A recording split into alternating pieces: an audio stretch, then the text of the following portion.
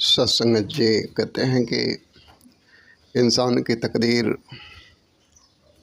की लकीरें ही उसके हाथों में नहीं होती है, बल्कि इंसान का तकदीर भी इंसान के ही हाथ में होता है कि इंसान का जीवन कैसा होगा, किस तरीके का होगा, उच्च कोटि का होगा, सुखमय होगा, आनंद वाला होगा, या फिर जीवन में ठोकरें होगी, दुख होंगी, तकलीफ़ें होंगी, जीवन बदतर होगा कि बेहतर होगा, ये खुद इंसान के हाथ में होता है।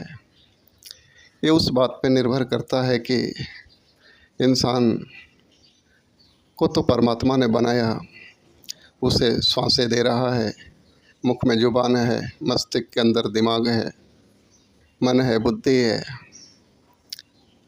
और इसके पीछे मालिक ने एक स्वतंत्रता दी है कि तू अपने हाथों से जो भी कर्म करेगा, तुझे तेरे हाथ तेरे कंट्रोल में हैं।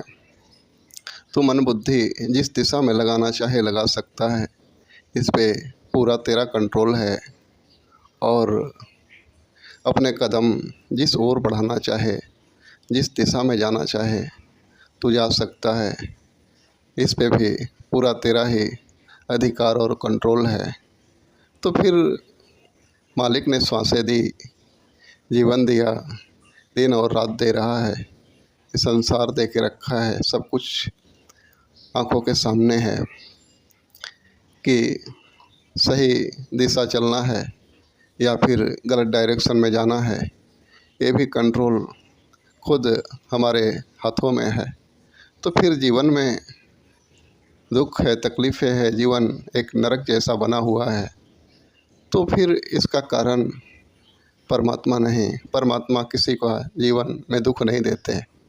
इंसान खुद अपने कर्मों के कारण है दुखी हो जाता है, परेशान हो जाता है, क्योंकि कर्म ही सही डायरेक्शन में नहीं है।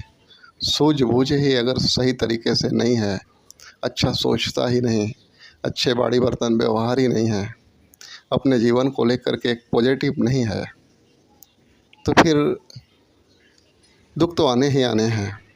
कहते हैं कि एक घर है, उसमें अंधेरों से भरा हुआ है और इंसान के पास दिया भी है, दीपक जलाने का सामान भी है।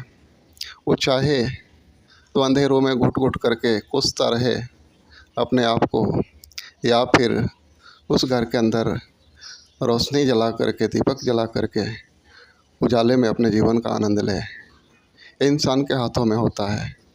तो वैसे ही ठीक जीवन जैसा भी है, दुख है, तकलीफ़ है, परेशानी है, तो अपने कर्म व्यवहार आचरण को बदल करके अपने जीवन को एक सही डायरेक्शन दे करके जीवन में आनंद खुशी भी इंसान प्राप्त कर सकता है, और करते हैं लोग।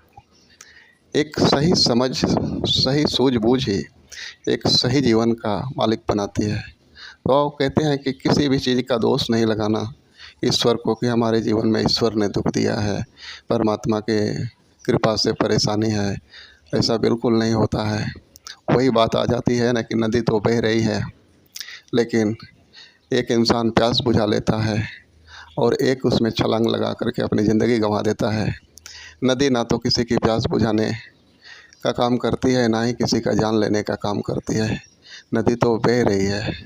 इंसान के ऊपर डिपेंड करता है कि इंसान अपनी प्यास बुझाएगा कि जान गंवाएगा। ऐसे ही रात दिन परमात्मा एक एनर्जी है, सर्वशक्तिमान है। सारी शक्तियाँ, सारी चीज़ें, सारी गतिविधियाँ इनकी वजह से हो रही है।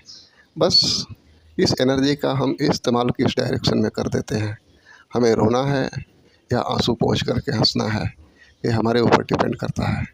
तो आओ हम इस बात को समझें, सदगुरु के ज्ञान को सही तरीके से समझ जाएं, तो जीवन में फिर अंधेरा ठहर नहीं सकता है, दुख परेशानियाँ मुसीबत रुक नहीं सकती है।